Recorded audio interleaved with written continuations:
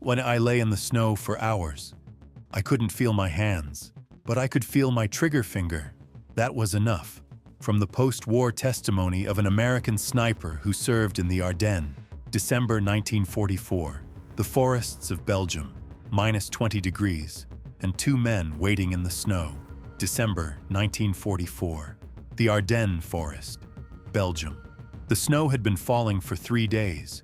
The trees were buried in white, the roads had disappeared, and the forest stretched out in a silence that was both beautiful and deadly. The temperature had dropped below -20. Breathing made your lungs burn. Touching metal was dangerous. A bare hand could freeze to a rifle barrel. On December 16, 1944, the Germans had attacked. Operation Wacht am Rhein, Hitler's last major offensive. 200,000 soldiers, 600 tanks, a move that shocked the entire Western Front. American lines had been torn open. Units had scattered. Supply routes had been cut. And everywhere there was chaos. Sergeant Frank Hollis lived through that chaos in a small Belgian village. He came from Ohio. He was 26 years old. He hadn't let go of his rifle in 3 years. He had taken up position in the Ardennes forests with his company, trying to slow the German advance. But he didn't know how many men were left from his unit. The radio wasn't working. There was no word from his commander. There was only snow and sounds coming from somewhere inside the forest. Hollis pressed himself against a pine tree. He readied his rifle. He listened. Then he heard something. Very far away, very faint. A footstep in the snow. Someone was coming closer. The Ardennes offensive began on December 16, 1944, and lasted until January 1945. The Germans committed more than 200,000 soldiers and approximately 600 armored vehicles to this final major push on the Western Front. American forces took serious casualties in the opening days and were forced to pull back. Weather conditions throughout the battle were extreme. Temperatures dropped below -20 degrees at times, creating a lethal threat for soldiers on both sides. The number of men taken out of action by frostbite and hypothermia ran roughly parallel to combat casualties. Hollis held his breath. The footsteps were getting closer. Slow, careful. Whoever it was had heard him too. He could feel it, because the footsteps had stopped. Silence. Hollis took out his scope and looked between the trees. The snow was still coming down and visibility had dropped. 50 meters, maybe 60. Beyond that was a white wall. 5 minutes passed. 10 minutes. Nothing. Then he saw it. Between the trees, maybe 80 meters ahead, there was something. It wasn't moving. It was almost the same color as the snow. But Hollis's eyes caught it. It was the shape of a person, lying on the ground, and the rifle was pointed at Hollis. A German sniper. Hollis froze. He couldn't move, because the moment he moved, the shot would come. And the German couldn't move either, for exactly the same reason. Both of them could see each other. Both of them knew. Hollis wrote about that moment in his diary. Our eyes met somehow. I couldn't see his face. He was too far away. But I felt his stare, and he felt mine. We were both thinking the same thing. Don't move. The cold was getting more severe with every passing minute, and both of them settled in to wait. Sniper activity in the Ardennes had become extremely difficult due to the harsh winter conditions. The snow cover created both a camouflage advantage and a tactical challenge. Any movement against a white background was easily detected, while staying still increased the risk of hypothermia. American snipers during this period were forced to use bed sheets and white cloth covers in place of standard camouflage equipment. German snipers used the Zeltbahn, a white camouflage poncho designed for winter operations. Both sides were displaying a level of endurance that went well beyond standard training requirements. An hour had passed. Hollis was still in the snow. His hands had gone completely numb. He couldn't feel his toes, but his eyes were locked on that point, and that point hadn't moved. The German was still waiting too. Hollis was running calculations in his mind. If he moved now, the shot would come. If he stayed still, he would freeze to death. Both were death. The difference was this: if he moved, it would be fast. If he stayed still, it would be slow. He chose slow, but there was something else. The wind. A light but steady wind was coming from the west, and the wind was driving the snow sideways, dropping visibility to 0 at intervals. Hollis waited. He waited for the wind to strengthen, and when that moment came, he thought about what he would do. Shift right? Pull back? Or push forward and try to close the distance? Every option was dangerous, but one option was slightly less dangerous than the others. Sliding to the large pine tree on his right. Just 2 meters. 2 meters would give him a better angle, and the trunk would offer partial cover. 2 meters.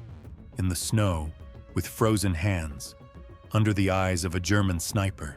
Hollis had written this in his diary. I had never thought about 2 meters so hard in my life. I calculated every centimeter. I thought about what could happen at every centimeter. He waited for the wind to strengthen, for hours. Wind and snowstorms played a critical role in tactical decision-making throughout the Ardennes battle.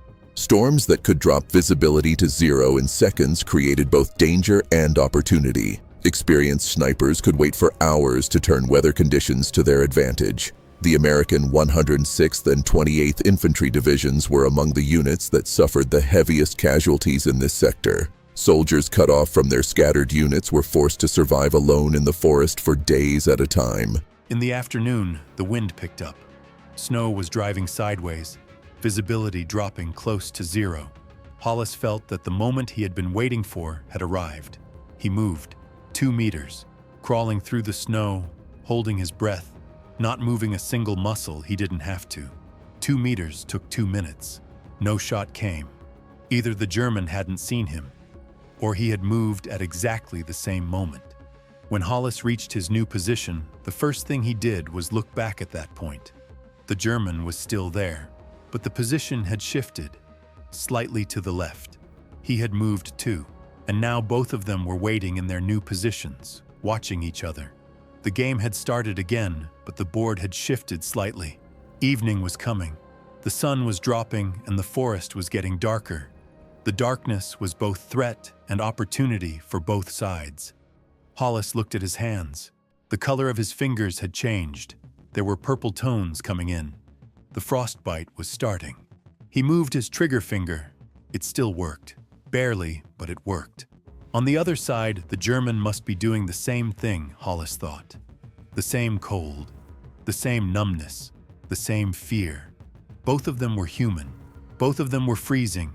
Both of them wanted to go home, but neither of them put down the rifle. When night came, Hollis could no longer feel his feet at all. But his eyes were still locked on that point. And the point was still there, in the darkness, almost invisible but somehow felt. There was no option but to wait for morning.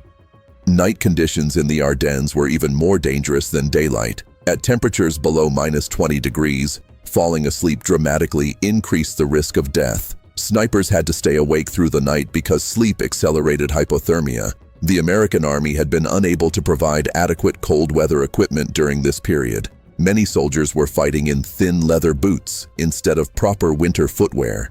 The majority of frostbite cases began in the feet. When morning came, Hollis couldn't stand up. His feet weren't working. The feeling had gone all the way to his knees. His hands were numb, but he hadn't let go of the rifle. He couldn't, because letting go meant dying. He looked across at the other side. The German was still there, or something was still there. Snow had fallen in the night, and everything had turned white, but that point was still different. Slightly higher than the snow around it, the shape of a person. Hollis waited. 1 hour passed, 2 hours, and then that point moved. The German was trying to get up. Hollis took aim. His hands were shaking. His fingers could barely feel the rifle, but he took aim. The German went down. Hollis didn't lower his rifle. He waited. A long time. Then he understood. No movement. No sound. Just snow and silence. Then Hollis started to cry. He didn't know why at the time. It wasn't for victory. It wasn't quite relief either. Maybe it was just the tension ending. Maybe it was thinking about how that man had been freezing just like him. Maybe it was nothing. Just the body responding in the only way it had left. When he reached his company, the doctors looked at his feet. 2nd and 3rd degree frostbite. He lost 2 toes. Part of his right foot was gone. Hollis said afterward, "I lost 2 toes, but I came home. That man didn't. I never fully made sense of that accounting." Frostbite casualties in the Ardennes reached dramatic levels. American forces reported more than 15,000 frostbite cases over the course of the battle, a figure that represented a significant portion of total casualties. Inadequate cold weather equipment and prolonged immobility were the primary risk factors. Snipers lying still in the snow for hours faced an exceptionally elevated risk. Many soldiers lost limbs. Some lost their lives not to enemy fire, but to the temperature itself. The Battle of the Bulge ended in January 1945. The Germans pulled back. The offensive had failed. Hitler's last great move had been stopped in the forests of the Ardennes, and Allied forces began pushing forward again. Hollis heard the news from a hospital bed. His feet were bandaged. The man in the next bed was also a sniper, from a different sector. Both of them listened to the news in silence. "Is it over?" said the man beside him. "This part is," said Hollis. That sentence carried a great deal. The war wasn't over, but the Ardennes was, and what had happened in the Ardennes had changed something. Germany's last major offensive had been stopped. From this point on, Germany would be on the defensive in the West. When Hollis went home to Ohio, he went back to the farm. His walk had changed. 2 toes were gone, and in cold weather his feet still ached, but he came home. And every winter, when the snow started falling, he would stand at the window and look out. For a long time, his wife would ask, "What are you thinking about?"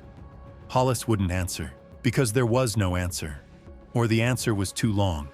The Ardennes offensive was Germany's last major offensive operation on the Western Front. Its failure consumed a large portion of Germany's remaining strategic reserves. From this point forward, German forces on the Western Front were forced into a purely defensive posture. Military historians regard the Ardennes as one of the genuine turning points of the war. Individual soldiers' resistance was a decisive factor in stopping the advance. Men like Hollis, cut off from their scattered units and fighting alone, formed a critical layer of friction that slowed the German push at exactly the moments when it mattered most.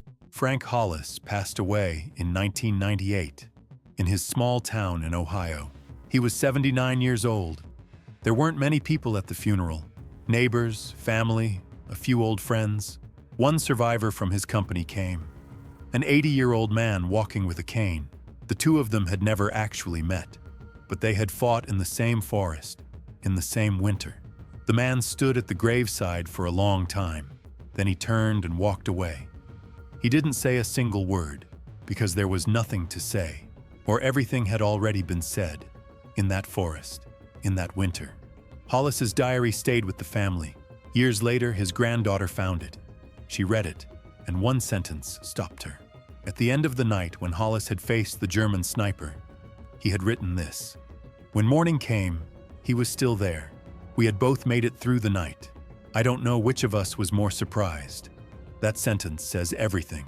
2 men, the same forest, the same cold, the same fear. One from Ohio, the other from somewhere unknown. Both of them freezing, both of them waiting, both of them wanting to go home. In the morning, one of them had to go. The Ardennes forests are still there today. The trees grew back, the snow melted, the roads opened up. Tourists come, visit the historical sites, walk the trails. The forest is quiet and green, but somewhere in there, the traces of that winter are still present.